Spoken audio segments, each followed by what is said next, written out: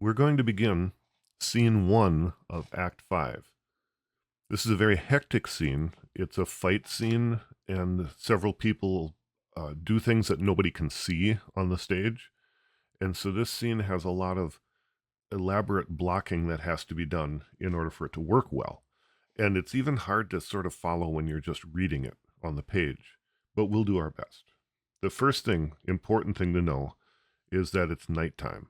In Shakespeare's theater, of course, they're in the open during the daytime on the stage. How do they know it's nighttime? Well, generally, people will say something that implies that it's night, or at the same time, sometimes people will be carrying torches that are unlit or lit, I guess, at times, but those torches imply that they're using these to see at night with. The people that enter the stage, Iago and Rodrigo. Iago told Rodrigo, you need to be at a certain spot at a certain time so you can ambush Cassio and kill him. And this is after Rodrigo made it clear to Iago that he was suspicious of the money that was supposed to be going to Desdemona. And Iago says to himself, Rodrigo is going to find out that I have been keeping the money, not giving it to Desdemona. So then he tells Rodrigo to do something inherently dangerous, attack Cassio. I think we can see where this is going. Let's listen in as Iago and Rodrigo are lining up the ambush. Here, stand behind this bulk. Straight will he come. Wear thy good rapier bare and put it home. Quick, quick. Fear nothing, I'll be at thy elbow. It makes us or it mars us. Think on that, and fix most firm thy resolution. Be near at hand. I may miscarry and... Here, at thy hand. Be bold and take thy stand. Oh, I have no great devotion to the deed, and yet he hath given me satisfying reasons. 'Tis but a man gone. Oh, forth my sword. He dies. I have rubbed this young quat almost to the sense, and he grows angry. Now, whether he kill Cassio or Cassio him, or each to kill the other, every way makes my gain. Live Rodrigo, he calls me to a restitution large of gold and jewels that I bobbed from him as gifts to Desdemona. It must not be. If Cassio do remain, he hath a daily beauty in his life that makes me ugly, and besides, the more may unfold me to him. There stand I in much peril. No, he must die. So you see what's going on. They're lining up this ambush, and aside, Rodrigo says, I'm not really interested in doing this, but he convinced me that there are good reasons for it, so it's just one guy, I'll just kill him. This is important because we know this is his true attitude about this. He's not really encouraged and happy to do this. Iago then, aside, also says, this is a tough situation. Either one dies. If either or both of them die, it's good for me, because if Rodrigo lives, he's going to try and get the money back. If Cassio lives, then I'm in the same situation I'm in now. As a matter of fact, now Othello might even tell him that I've been talking bad about him. It might even reveal my situation, my lie to him. So he really should die too. He says, Rodrigo, that must not be, which kind of means he needs to die. And then he says, Cassio needs to die too. That means two people need to die. They're going to be fighting each other. And hopefully, for Iago, they kill each other. We'll see, though. Luckily, he's there to, make it happen. So then, Cassio enters, not noticing these guys, but he enters and Rodrigo comes at him and attacks him. And this is where the blocking starts getting crazy. Be it so.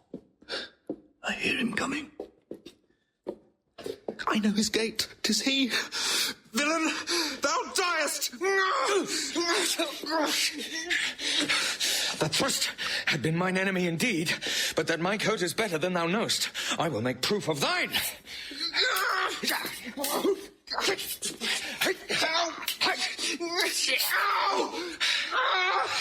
slain! I'm maimed forever! Help! Oh! Murder! Murder! Before Othello actually walks in and starts talking. Okay, Rodrigo attacked Cassio. You can see here that he stabbed him with his sword.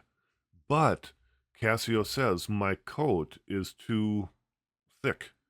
I mean, he's not really wearing armor, but he's dressed too well as a soldier, and he doesn't get stabbed. And maybe Rodrigo isn't very good at it, but he says, I'll make proof of your coat, see how good it is, and he stabs him. And Rodrigo falls. And this is interesting. This is almost a little bit confusing. Rodrigo gets stabbed and falls. Iago attacks Cassio. He said he was going to, and we know that he wants Cassio dead, but it says he wounds Cassio in the leg. He doesn't stab him in the back or in the head, or he wounds him in sort of an interesting and weak way. And then Cassio falls and shouts, I'm maimed, I've been hit.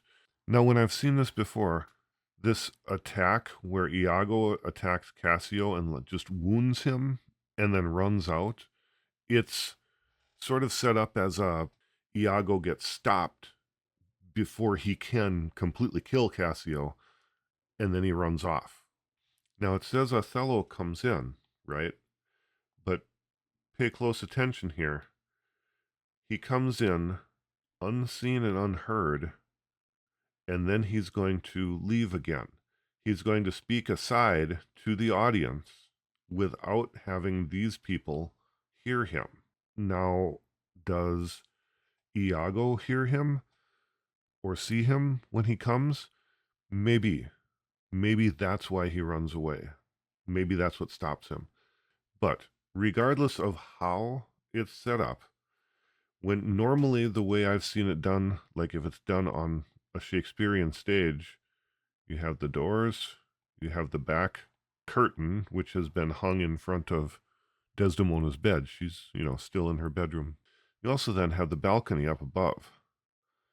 And if Othello comes out on the balcony and looks down at these people that are fighting or laying on the stage, he can talk to himself up there in aside, and no one down here would ever have to know that he was there. That's the easiest way for us to see that he can come in and go without being seen or heard. Let's hear what he says as he comes in. The voice of Cassio. Iago keeps his word. Oh, villain that I am! It is even so. Oh, help! Oh, light!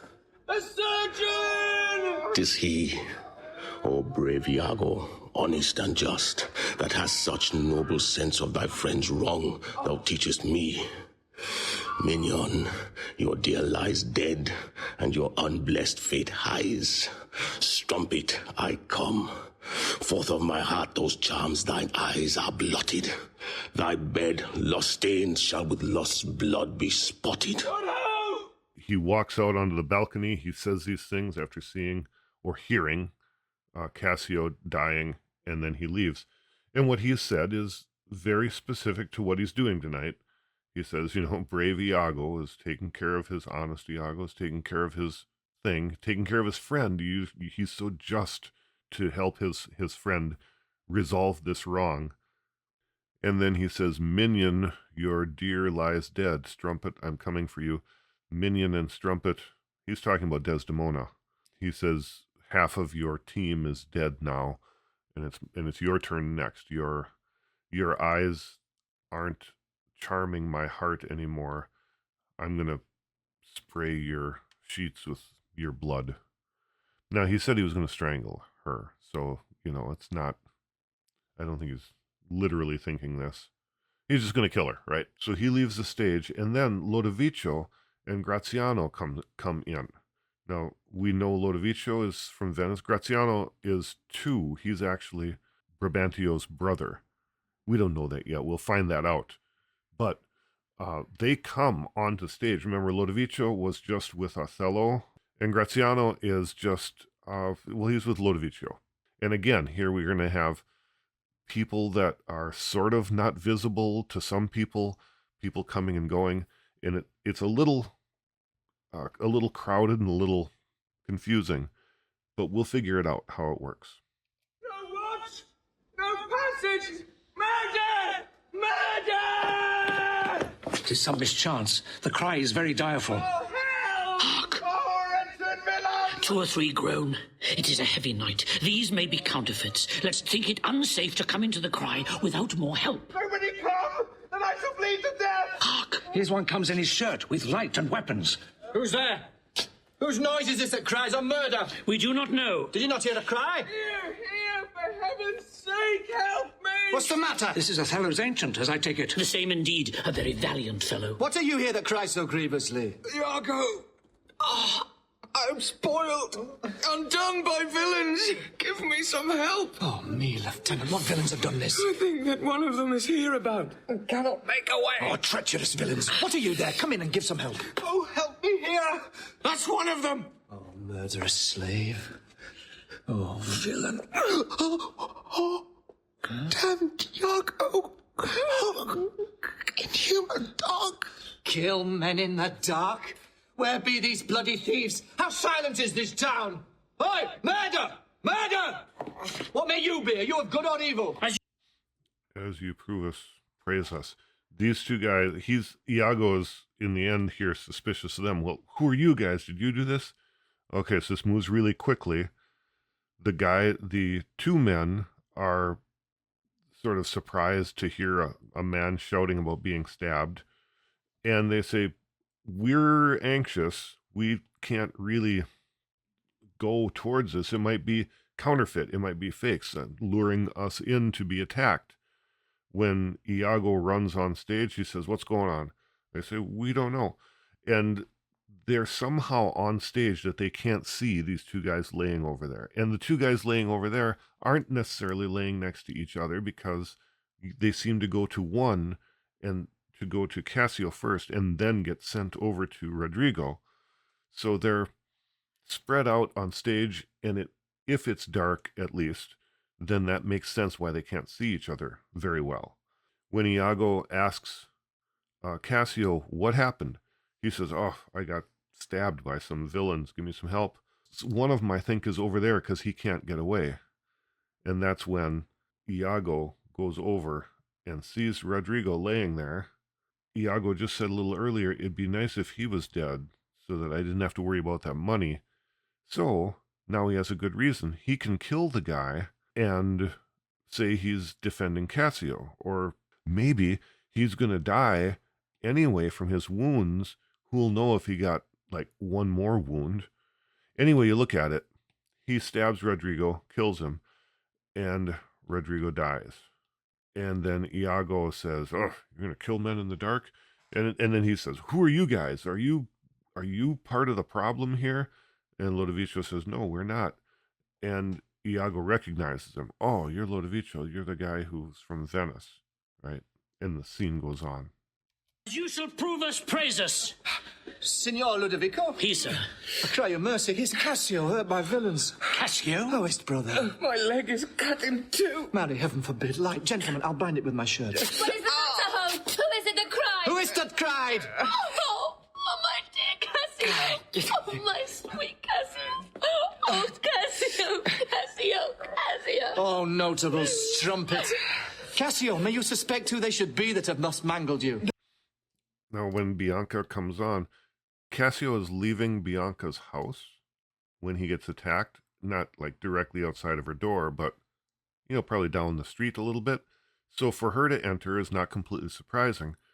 When she does enter, Iago recognizes her and he goes, oh, it's that strumpet, that prostitute that Cassio hangs out with.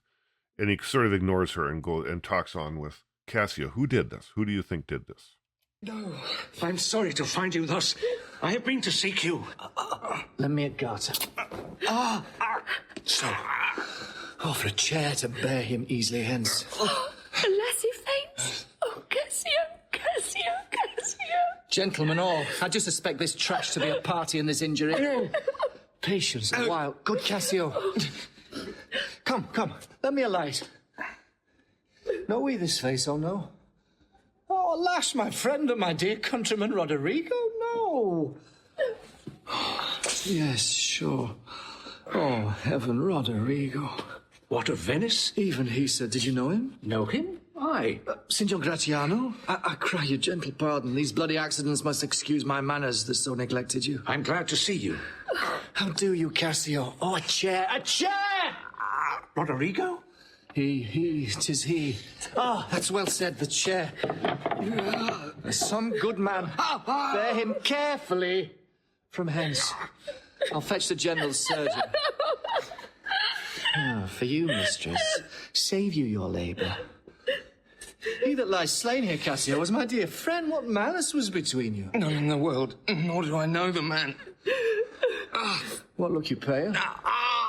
Oh, bear him out of the air. Stay you, good gentleman. Look you pale, mistress. Do you perceive the ghastness of her eye? Nay, if you stare, we shall hear more anon. Behold her well. I pray you look upon her. Do you see, gentlemen? Nay, guiltiness will speak, though tongues were out of use. So before we get to the end of the scene, when Bianca comes on stage, Iago recognizes her as the girlfriend, right? And he tells the other guys, I think that this trash over here on the ground, Rodrigo, is the one who did the stabbing. And again, it's dark, and Rodrigo's like laying on his stomach now. And people somehow didn't see the stabbing where he just went and stabbed him and killed him. They're probably using the pillars in some ways on the stage to block off where things are happening. In a movie, it's vastly different because you have lighting and you have props and things like that. But he goes over to Rodrigo and he says, do we know this guy? And then he surprisingly, recognizes him. He says, oh, Rodrigo. And then that's when Graziano says, wait, I know that guy. Well, who are you? Oh, you're Graziano from Venice. That's who you... So you guys are official people. It seems as though this is a little bit... it's surprising Iago. Of course, he didn't expect these people here. And it may kind of be slowing down his plan, because if they weren't there, he could just go and kill Cassio, but these guys are standing there. And then Bianca now is there as well. So it's a little bit of a wrench in Iago's plan. Iago gets some attendants to carry Cassio off in a chair. Before he leaves, though, he says, this guy, it was Rodrigo that killed you. He's a guy that I know. Do you know what the problem was? Cassio says, nope, I don't know. Iago says, get him out of here. I'll get the surgeon for him. And then he sort of turns to Bianca, who's acting guilty and suspicious. And he says, oh, look at that. She's looking pretty pale. Are you part of this? Are you part of what's going on here? And then his wife walks in. What's the matter, husband? Cassio hath here been set on in the dark by Rodrigo and fellows that escaped. He's almost slain, and Roderigo dead. Alas, good gentleman, alas, good Cassio. This is the fruits of whoring. Prithee, Amelia, go know of Cassio where he supped tonight. What, you shake at that? He supped at my house, but I therefore shake not. Oh, did he so? I charge you, go with me. Fie upon thee, strumpet. I am no strumpet, but of life as honest as you that thus abuse me. As I, fie upon thee. Kind gentlemen, let's go see poor Cassio dressed. Come, mistress, you must tell us another tale. Amelia, run you to the citadel and tell my lord and lady what hath happened. Will you go on afore? This is the night that either makes me or fordoes me quite. So the end of the scene is again just as frantic as the other parts. When Amelia comes to the stage, Iago says, Cassio is hurt, Rodrigo is dead, and Amelia, is surprised. She says, what, those guys? And when Iago says, the fruits of whoring, this is what you get for hanging out with prostitutes, and he's trying to sort of get Bianca into the complexity of the story. On top of that, with these two Venetian gentlemen standing around, if he can get suspicion cast on Cassio's, off the stage now, and he says these are the fruits of whoring, if he can somehow get Cassio to look bad, now he's got Bianca there to help make Cassio look bad, maybe he can, still win his situation with the help of these Venetian gentlemen who are here. Anyway, he says, Amelia, figure out where Cassio ate tonight. And, oh, that made you jump, did it, Bianca? What's the deal? Well, he ate with me, but I'm not shaking because of that. And Iago says, okay, you're involved with this, you're coming with. And Amelia calls her a strumpet. Bianca says she's not a strumpet, right? So the women are fighting a little bit. And Iago says, we're going to go and see how Cassio's doing. We're going to try and figure out what is really going on here. You're going to tell us what you know, Bianca. Amelia, go and tell Othello and Desdemona what's happening. And he says, will you go on afore? You guys leave in front of me, because then he can pause for a moment on the stage and say to everyone, tonight's the night that either makes me successful or undoes my situation. I'm either going to succeed or fail. And let's go. He seems a little nervous, but he also seems, like he's used to this kind of thing. That's the end of scene 1.